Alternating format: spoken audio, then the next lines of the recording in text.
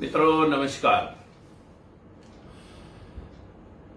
भाइयों बहनों और सजातीय बंधुओं, SC ST OBC माइनॉरिटी के सभी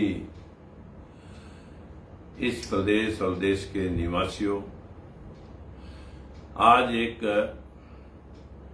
प्रार्थना, एक अपील करने के लिए आपके बीच में हाजिर हूं। जिस प्रकार का माहौल देश में बढ़ चुका है, इससे आपको आभास हो ही गया होगा कि चुनाव सर पे हैं। राजनेता, राजनीतिक दल इस SC ST OBC और माइनॉरिटी के लोगों को कैसे इस्तेमाल करना है, इसके अनेकों प्लान, अनेकों षड्यंत्र बैठ करके अंदर बंद कमरों में बनाते हैं। इन षड्यंत्रों से आप जानकार नहीं होते। इन षड्यंत्रों को फ्रेम करने वाले लोग कितने शातिर हैं। चाहे उनको पैसे देकर के कोई भिड़ाना है, चाहे कोई दंगा इलेक्शन से पहले कोई पुलवामा कराना है, या कोई हिंदू मुसलमान का फसाद खड़ा करना है, या जातीय भेदभाव को भिड़ाना है, कहीं गुजरों मुसलमानों, कहीं गुजरों का राजपूतों का दंगा करवाया जा रहा है, कहीं राजपूतों और वाल्मीकियों का दंगा चल रहा है, कहीं कोई समाज, कहीं कोई समाज। इस देश में 6700 जातियों में बंटा हुआ ये SC ST OBC, क्या क्या तरीके लोग इनको भिड़ाने के लिए कि ये इकट्ठे नहीं होने चाहिए। इनका 3% लोगों ने कैसे इस्तेमाल करना है, बस यही प्लानिंग RSS और बड़े बड़े राजनीतिक षड्यंत्रकारी नेता करते रहते हैं। मित्रों, आपसे हाथ जोड़कर करबद्ध प्रार्थना कर रहा हूं कि इन षड्यंत्रकारियों से बचें आप। हम सब इस देश के निवासी हैं। जब इस देश में 1947 में बंटवारा हुआ था, तब भी यही RSS के ही लोग जबरदस्ती जवाहरलाल नेहरू को इस देश के ऊपर थोप रहे थे। एक भी कहीं लड़ाई में, इस देश के आजादी की लड़ाई में, इनमें से कहीं भी कोई ये तो अपना झंडा लगा, तिरंगा झंडा फहराने के लिए भी तैयार नहीं थे अपने देश, अपने नागपुर कार्यालय में। अभी तो न जाने कितने और पुलवामा होंगे,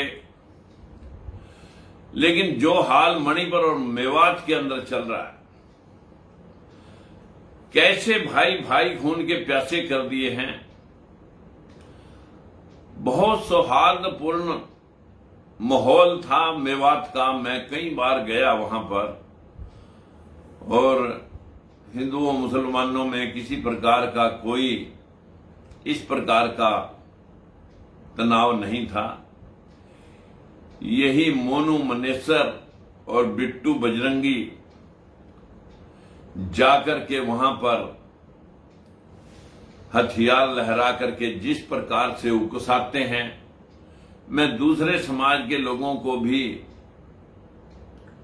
ताकीद करना चाहूंगा कि अगर ये खुरापात कर रहे थे तो भाई आप ही शांति कर लेते हैं।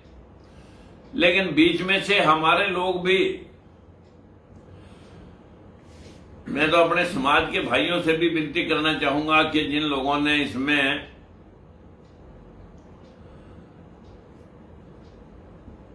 इस शोभा यात्रा में भाग लिया था, अगर वही इस दंगे फसाद की चपेट में आकर के हमारे एक बच्चे का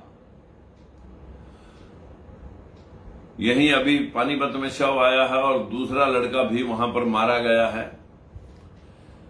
इनको भी बहुत ज्यादा धर्म का वास्ता, हिंदू धर्म का वास्ता दिया जा रहा है। मैं विशेष तौर पर सैनी भाइयों से भी अपील करना चाहूंगा कि आपने वहीं रहना है। इनके षड्यंत्रों को समझने का प्रयास करें मित्रों, क्योंकि इलेक्शन जब भी आता है तो आप लोगों को आपस में लड़ा करके हम 85% लोगों को, जिनको ये हिंदू बना रहे हैं, उनको 15% मुसलमान खा जाएंगे। अगर मेवात में ये हाल इन्होंने करवाया है तो आपको ये समझ में आ जाना चाहिए था कि आपको किसी के बहकावे में ना आकर के शांति की अपील मैं आपसे करता हूं। वहां व्यवस्था, शांति कायम करनी बहुत जरूरी है। अन्यथा राजनीतिक दलों के लोग बहुत शातिर हैं, आरोप लगाते हैं हमें। जब हम भेदभाव के खिलाफ कोई बात रखते हैं, अंधविश्वास, पाखंड के ऊपर कोई शब्द रखते हैं, तो यही अंधविश्वास फैलाने वाले लोग हमलावर हो जाते हैं। जिस प्रकार का माहौल बिट्टू बजरंगी वगैरह के लोगों ने, मोनू जिसके ऊपर अनेकों केस पहले भी चल रहे हैं, अब आगे सरकार क्या करेगी? इलेक्शन जीतने के लिए इनको 2-4 महीने या साल 6 महीने अंदर रख देगी और इलेक्शन जीत लेंगे।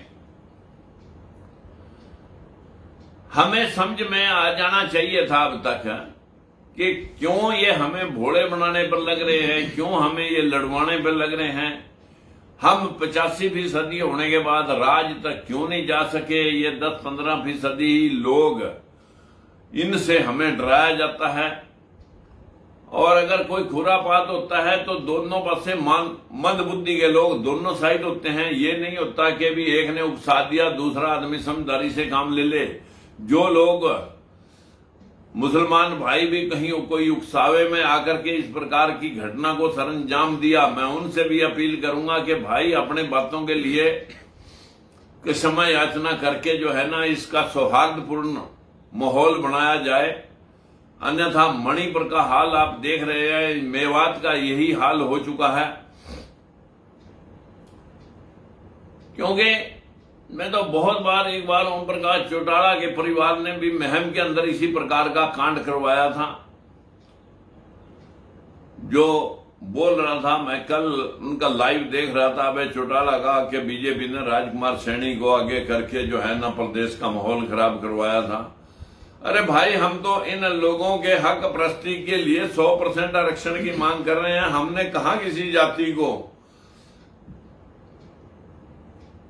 किसी जाति के खिलाफ कोई शब्द बोल रहा था? हमारे ही लोगों को उस वक्त में मौत के घाट उतार दिया था, झज्जर के अंदर और गोहाना के अंदर, सफेदों के अंदर। जो षड्यंत्रकारी लोग हैं वो किसी के नहीं होते। बस आपने ये समझ लेना चाहिए था कि चुनाव में अभी 10 महीने बाकी हैं और ये लोग आपको इस्तेमाल करना चाहते हैं, आप में बैर बंधुआ करके अपनी राजनीतिक रोटियां सेकने के लिए ये हर हथकंडा अपनाएंगे, आप लोगों का इस्तेमाल करेंगे, आपको हिंदू भी बनाएंगे, आपको जो है ना मुसलमानों से भय भी दिखाएंगे। और मुसलमान लोग भाइयों से भी मेरी निवेदन है कि भी आप भी कम से कम ये समझते हैं कि हम सब इस देश के वासी हैं। अगर ये इस प्रकार का कोई षड्यंत्र रच रहे हैं तो आपको गुजरात का जो माहौल था, आपने पहले आंखों से देख रखा है। जो वहां पर इलेक्शन जीतने के लिए उस वक्त दंगा फसाद हुआ था, उसमें लगभग 2-2.5 हजार लोग मौत के घाट उतार दिए गए थे। आज भी कहीं ये सरकार इस प्रकार का षड्यंत्र ना रच दे और लोगों को इकट्ठा करने के लिए कोई भी हथकंडा ये रच सकते हैं। तो मैं तो आपसे सिर्फ इतनी अपील करना चाहूंगा कि आप भी जिन लोगों ने कोई गलती की है उन लोगों को की तरफ से शांति की अपील की जाए। और सभी से, भाइयों से, मेरे समाज के बंधुओं से भी मेरी प्रार्थना है कि भाई सारा ठेका हिंदू धर्म का आप मत उठाएं।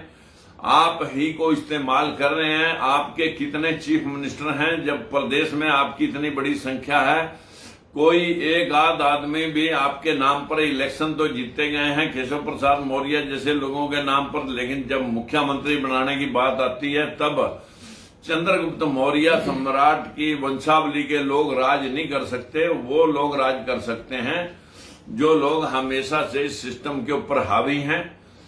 मैं इतना ही कहूंगा कि अगर धर्म खाने को देता तो अब तक जो धार्मिक लोग हैं उन्हीं का पेट भरता, बाकी के लोग भूखे मर जाते। जो लोग कमा के इस देश को, इस दुनिया को चला रहे हैं वो तो नीच लोग हैं, जिनको जो 24 घंटे कमर तोड़ मेहनत करते हैं उनको तो लोगों ने नीच बना दिया। जो झूठ बोल करके, छीन करके और हेरा फेरी से खाते हैं वो सुप्रीम लोग हो गए हैं। और इन्हीं लोगों को, जो निचले लोग हैं जिनको ये लोग नीच बता रहे हैं, इन्हीं लोगों को ज्यादा खतरा है मुसलमानों से। भाई हमारे पास ना कोई MP, ना MLA, ना SP, ना DC, ना जज, जुडिशरी से बैकवर्ड जीरो हैं, यूनिवर्सिटियों से वाइस चांसलर जीरो हैं, बाहर विदेशों में राजदूत जीरो हैं, मिलिट्री के अंदर कोई रेजिमेंट जीरो है। तुम्हारे पास है क्या इस धर्म का ठेका जो उठा रहे हो? मेरी हाथ जोड़ के करबद्ध प्रार्थना है कि इन षड्यंत्रकारियों की चाल समझ लें। बस आज मैं आपसे अपील करना चाह रहा हूं कि भाई मेरी हाथ जोड़ करके अपील है, आप शांति और सौहार्दपूर्ण माहौल को बढ़ाएं, ताकि जो है ना आप सब ने उसी एरिया में बसना है। आपके काम धंधे हैं, आपके बाल बच्चे उन स्कूलों कॉलेजों में पढ़ रहे हैं। आपने अपने देश के माहौल को बिगड़ने नहीं देना और इनकी षड्यंत्रकारी चाल को आप बहुत अच्छे से समझ लें, क्योंकि इनको इलेक्शन जीतना है आपके बीच में नफरत बो करके। और ये नफरत एक तरीके से नहीं बोई जाती, तरह तरह से इसके तरीके बरते जाते हैं। जातीय भेदभाव खड़े किए जाते हैं, संगठनों के भेदभाव खड़े किए जाते हैं, आपके बीच में इसके धर्मों के बिखेड़े खड़े किए जाते हैं। यहां राष्ट्रीय आस्था को मतलब जो है न ताक पे लगा दिया जाता है। ये पता नहीं कि क्या इनके षड्यंत्र में क्या प्रारूप इनका हो, उसे हम समझ नहीं पाएंगे। बस इतना ही कहूंगा कि आप सभी भाइयों से हाथ जोड़ करके आप भी प्रार्थना करें, मैं भी कर रहा हूं कि भाई वहां पर शांति का माहौल बनाएं। आपस में कोई ऐसा शब्द मत कहें जिससे आग भड़के और एक दूसरे के को साथ मिलने में कोई आपत्ति आए। तो सभी को हाथ जोड़ करके विनती है कि हम सब का देश है, हम सब ने यहाँ रहना है और सभी एक दूसरे के साथ मिल बैठ करके इसको सुलझाएं। जो लोगों ने आकर के बाहर से आके आग लगाई है उनका कुछ जाना नहीं और आपका कुछ रहना नहीं, इसलिए आप ही को समझते हुए, क्योंकि चुनाव लड़ने वाले लोग ही ये सारा कुछ करा रहे हैं। जिन्होंने चुनाव की तैयारी करनी है वो तरह तरह का हथकंडे करके बरत करके आपको इस्तेमाल करना चाहते हैं। बस आप उनसे सावधान हो और सौहार्दपूर्ण माहौल तैयार करें। नमस्कार।